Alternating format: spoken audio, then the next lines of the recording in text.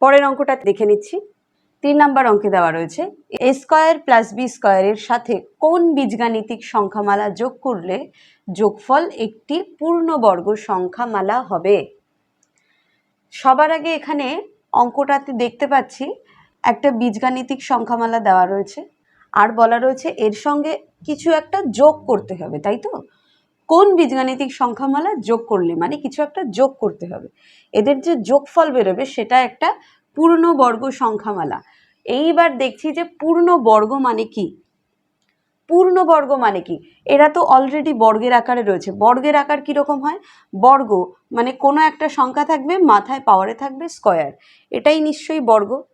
তাহলে এই রকমভাবে বলছে যে এটা পূর্ণবর্গ হবে। আচ্ছা, এইখানে যে এ স্কয়ার দেওয়া প্লাস বি স্কয়ার দেওয়া, এরাও তো নিজেরা নিজেরা বর্গ, তাই তো? এ স্কয়ার মানে এ এর বর্গ, বি স্কয়ার মানে বি এর বর্গ, আর বাইরে রয়েছে ব্র্যাকেট। কিন্তু পূর্ণবর্গ মানে হচ্ছে এই ক্ষেত্রে যেরকম এ কে যদি আমি লিখি তাহলে এ কমপ্লিট মানে যতটুকু রয়েছে শুধু এই তো রয়েছে বেসে, এর বাইরে তো কিছু নেই। এই যে যেটাকে পাওয়ার বলা হয় সেটা ওপরে থাকে আর এই নিচের অংশটাকে বলা হয় বেস, মানে কার উপরে পাওয়ারটা রয়েছে, তাই তো? মানে নিধান, এই নিধানের ওপরে পাওয়ার থাকবে। তাহলে এই যতটুকু রয়েছে নিধান পুরোটার উপরে মানে পূর্ণ সব পুরোটার উপরেই এই পাওয়ারটাকে থাকতে হবে, বর্গটাকে থাকতে হবে, তাহলে হবে পূর্ণ বর্গ। এই ক্ষেত্রে এর ওপরে যে স্কয়ার সেটা তো শুধু এ এর ওপরে, পুরো সংখ্যাটার তো কিছু নয়। বি স্কয়ার এটুকু শুধু বি এর জন্যই তো স্কয়ারটা, এটা তো এর সঙ্গে এই স্কয়ারের কানেকশন আছে কি? নেই। অর্থাৎ এইখানে যেই সংখ্যাটা দেওয়া রয়েছে সেটা পূর্ণবর্গ নয়। পূর্ণবর্গ মানে এমন একটা সংখ্যা যা কমপ্লিট ব্র্যাকেটের মধ্যে থাকবে আর এর পুরোটাকে ঘিরেই বাইরে হবে স্কয়ার। অর্থাৎ ভেতরে কি আছে আমরা জানি না, কিন্তু সমস্তটাকে নিয়েই বাইরে একটা স্কয়ার থাকবে, তাহলে আমরা বলবো এটা একটা পূর্ণবর্গ সংখ্যামালা। ঠিক আছে, তাহলে এই পূর্ণবর্গ সংখ্যামালাকে কি করে আমি পাবো? আচ্ছা, আর একটা বিষয় হচ্ছে পূর্ণবর্গ সংখ্যামালা রয়েছে কিন্তু শুধু সংখ্যা নয়, এটাকে আমি বলতে পারি যে এ স্কয়ার মানে এই সংখ্যার উপরে স্কয়ার, এটা একটা পূর্ণবর্গ সংখ্যা। যেমন এখানে ছিল এ স্কয়ার প্লাস বি স্কয়ার, এ স্কয়ার নিজে ব্যক্তিগতভাবে পূর্ণবর্গ সংখ্যা, বি স্কয়ার অর্থাৎ বি এর ওপরে স্কয়ার, এটা পূর্ণবর্গ সংখ্যা, শুধু এইটুকুই। কিন্তু যখন দুটো সংখ্যা একসঙ্গে আসছে তখন হচ্ছে সংখ্যামালা, অর্থাৎ একাধিক সংখ্যা যোগ বিয়োগ বা গুণ বা ভাগ হয়ে একই সঙ্গে রয়েছে, যখন এরকম হয় তখন তাকে আমরা বলি সংখ্যামালা। ঠিক আছে, এই হচ্ছে সংখ্যা এবং সংখ্যামালার তফাৎ। এবার আমরা কি দেখব, আমাদের একটা সংখ্যামালা চেয়েছে, মানে এইখানে 2-3টে বীজগাণিতিক যে সংখ্যা আছে, মানে এ হোক বি হোক সি হোক, এগুলোকে বীজগাণিতিক সংখ্যা বলা হয়।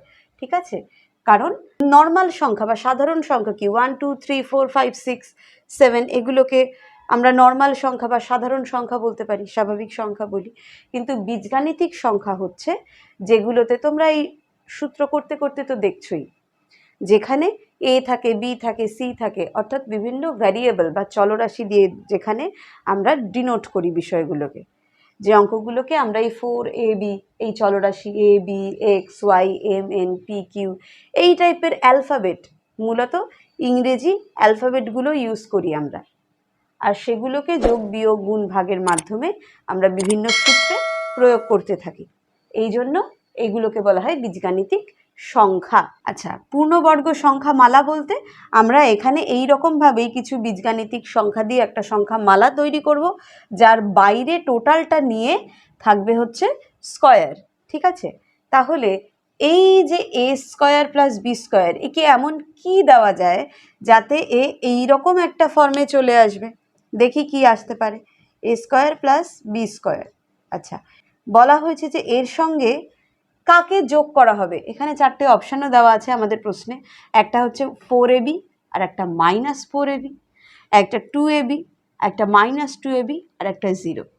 এইগুলোর মধ্যে যে কোনো কিছু একটা যুক্ত হবে।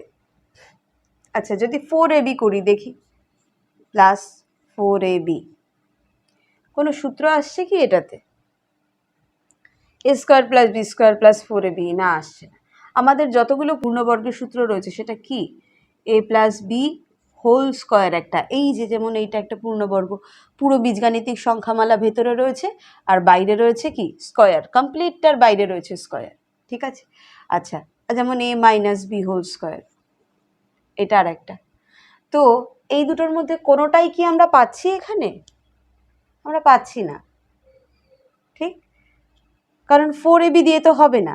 এ প্লাস বি হোল স্কোয়ার মানে সেটা হতে হবে A square plus 2ab plus B square, বা যদি এইভাবে লিখতে হয় তাহলে আমরা লিখতে পারি A square plus B square, তো ছিল, তাহলে বি স্কোয়ারটাকে সামনে নিয়ে আসি, A square plus B square আর প্লাস 2ab, তাই তো?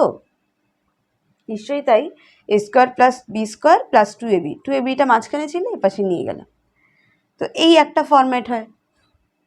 আর একটা ফর্ম কি হয়, যদি A minus B whole square করতে যাই তাহলে তাহলে হবে কি A square minus 2ab plus B square, এরকম হয়। আমি প্লাস বি স্কোয়ারটা আগে নিয়ে আসলাম, তাহলে কি হবে A square plus B square minus 2ab, এই হবে। অর্থাৎ আমি যোগ করছি কি প্লাস 2ab আর মাইনাস 2ab, এই দুটোর মধ্যে যে কোনো একটা যোগ করলেই আমরা এ স্কোয়ার প্লাস বি স্কোয়ারকে একটা পূর্ণ বর্গ মানে এই রকম একটা অংশে দেখতে পারবো, ঠিক। তাহলে আমাদের প্রশ্নের উত্তর কি হবে, 3 নাম্বার, 2ab বা মাইনাস 2ab, মানে এই যে প্লাস 2ab বা মাইনাস 2ab, ঠিক আছে। তাহলে এই অঙ্কটাও বোঝা গেল। তাহলে তোমাদের এই অংশে কোনো অসুবিধা থাকলে তোমরা সেটা আমাদেরকে কমেন্ট সেকশনে জানাবে।